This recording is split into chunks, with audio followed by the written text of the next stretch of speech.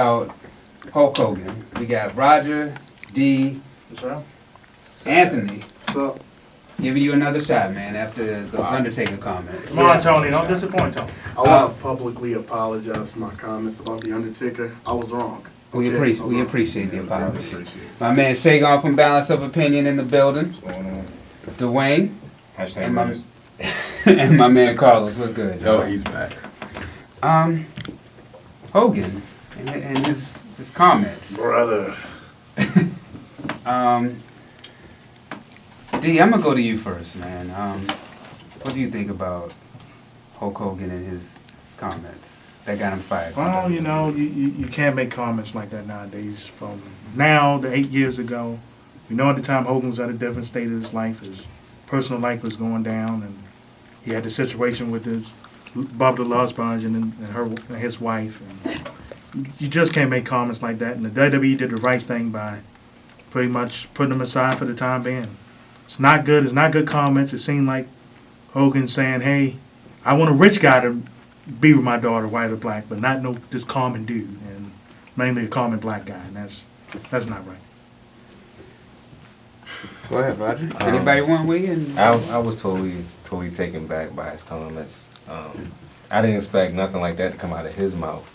But I look at it like, I mean, I was offended, and I wasn't surprised either. But I mean, it's sad that Hulk Hogan of all people will come out and say some things like this, even if it wasn't meant to come out, it came out. But sometimes you gotta watch what you say, especially around you gotta watch what you say anywhere at this point in time, because people can videotape you, people can come at you in any type of way. But Hogan's comments, very unacceptable.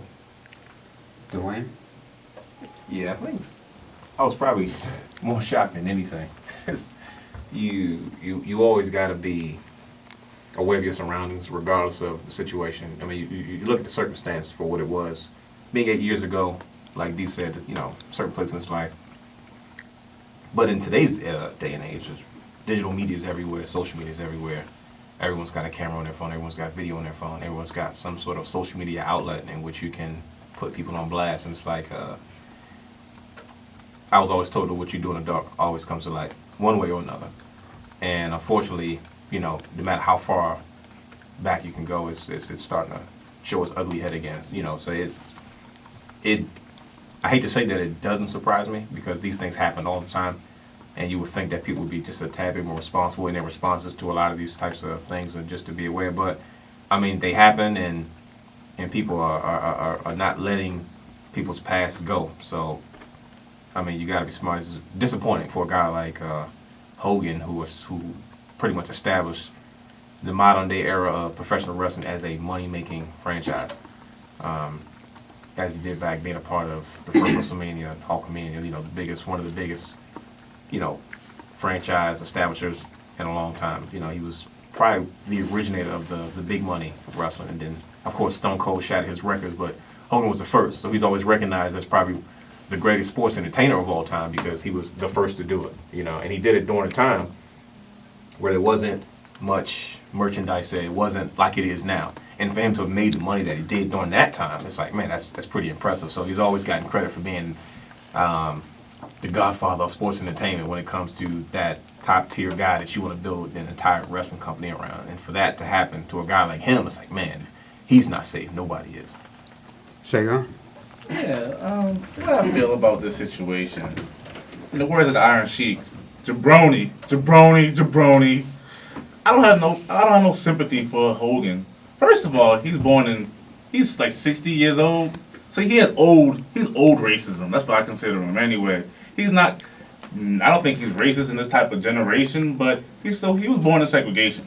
So in his mind, no matter how current we're living in society, he always has the kind of view. So I think he should have watched what he said on the camera, wherever he was being recorded on. But since he didn't, he's erased from history.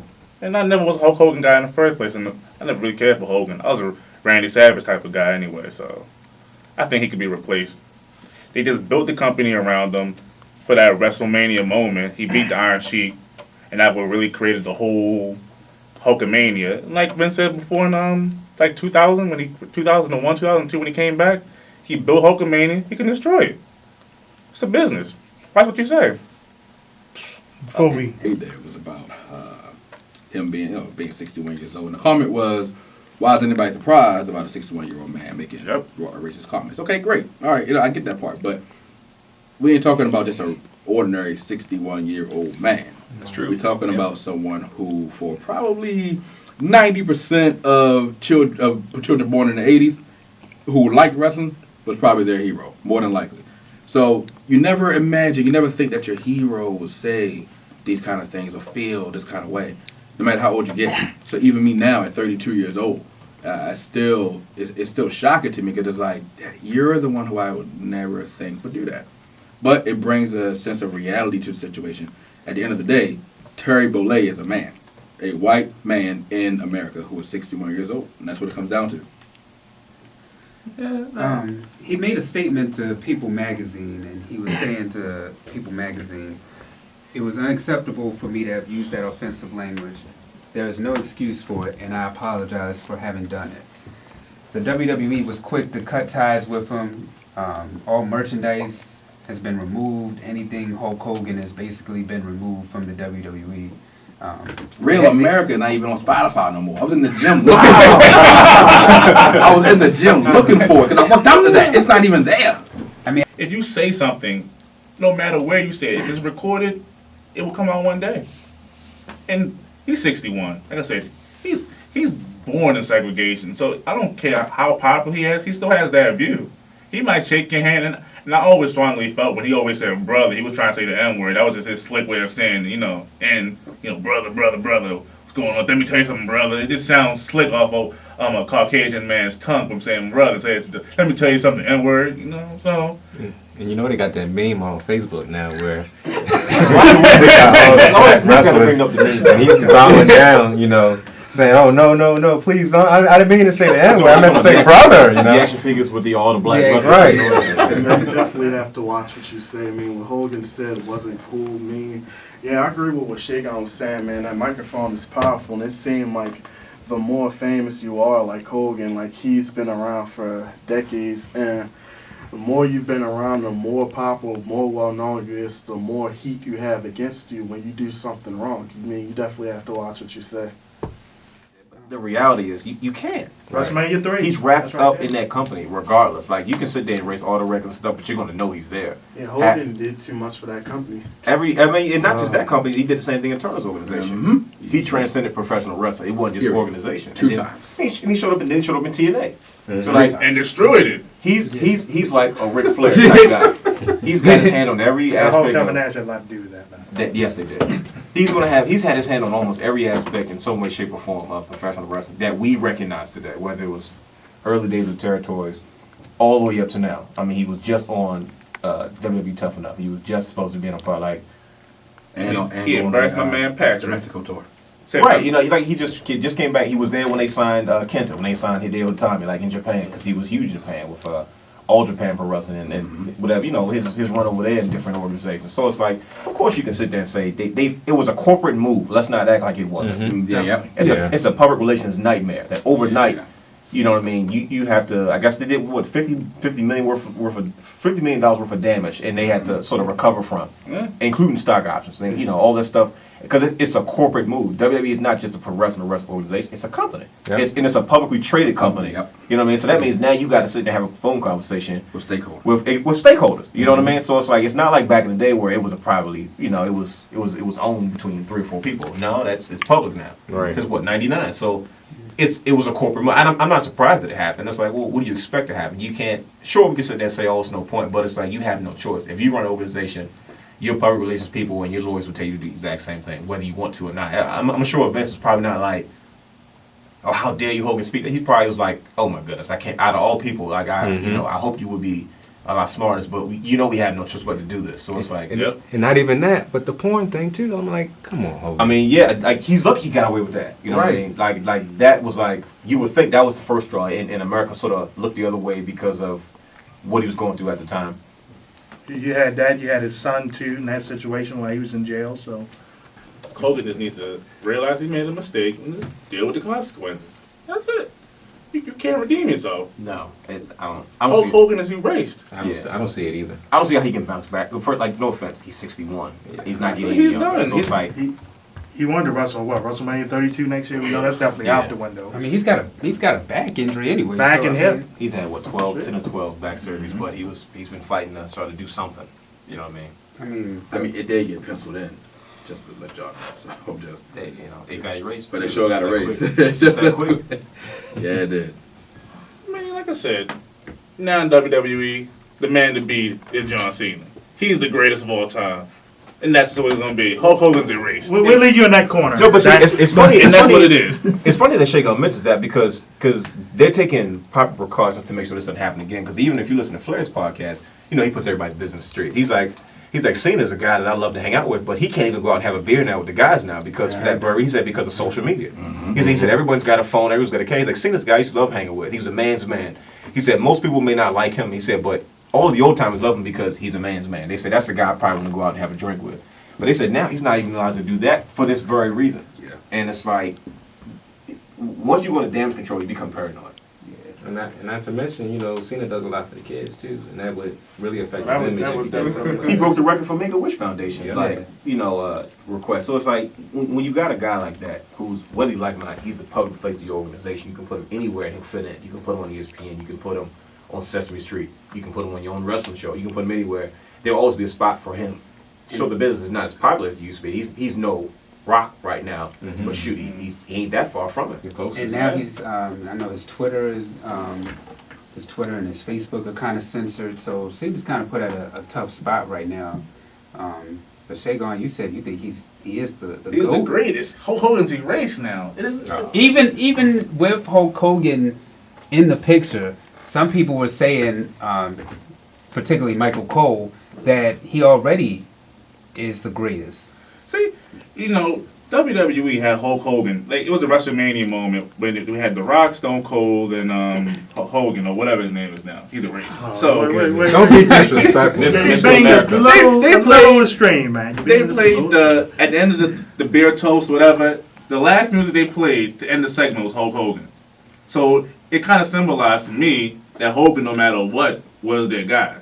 But now that he's gone, you know, the face of the company, no matter me, I'm not a really. I respect John Cena. I'm not really a John Cena fan. I have to get into that whole later because the whole whatever. But the company standpoint, he's the guy.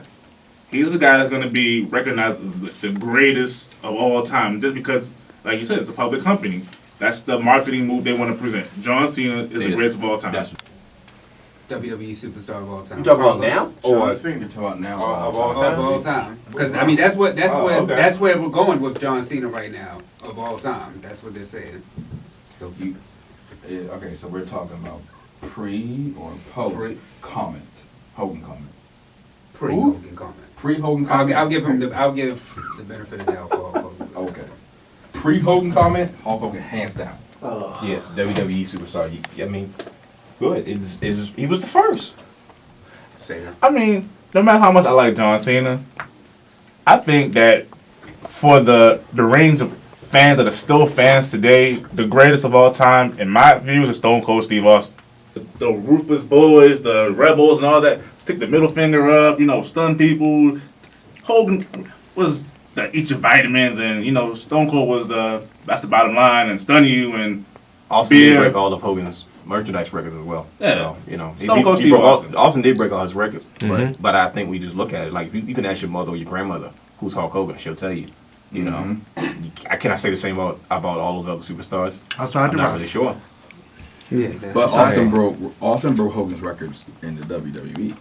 That's So all. we ain't even talking about WCW WCW. records. That's another thing. And that's There's so much you got to take into consideration, you know, and now that WCW is proverbially a part of WWE now, you know what I mean? It's like, who else has done what he's done? Like you said, Austin's did Mr. Flair. Overtime, by the way. I would never thought of that scenario. No Carlos right there. I mean, you could argue Ric Flair. No, but see, Ric Flair got buried in WCW, and he has no problem telling you about that. Oh, yeah. For a good Oh, chunk of he his, don't. late in his career, he told you like this. I was there for a paycheck. They would use me. I was embarrassed. Triple H had to have a talk like, when are you going to get back to being Ric Flair? Because he said his confidence was so low. He was there to collect your paycheck. Where a lot of us feel within the black community ourselves that sometimes we don't want our children to date outside of our race. So to me, his comments, I kind of look at Hulk Hogan in a different light, but I also kind of see what America is and how we do view certain issues like this. But if he would have said, I don't want my daughter dating a black guy just because, I mean, you can't, if you live in Texas, I mean, I'm sorry, brothers from Texas, but I mean, they dress people by white, black, it's not a big deal. I don't want my daughter dating a black guy. You know, this is how I feel.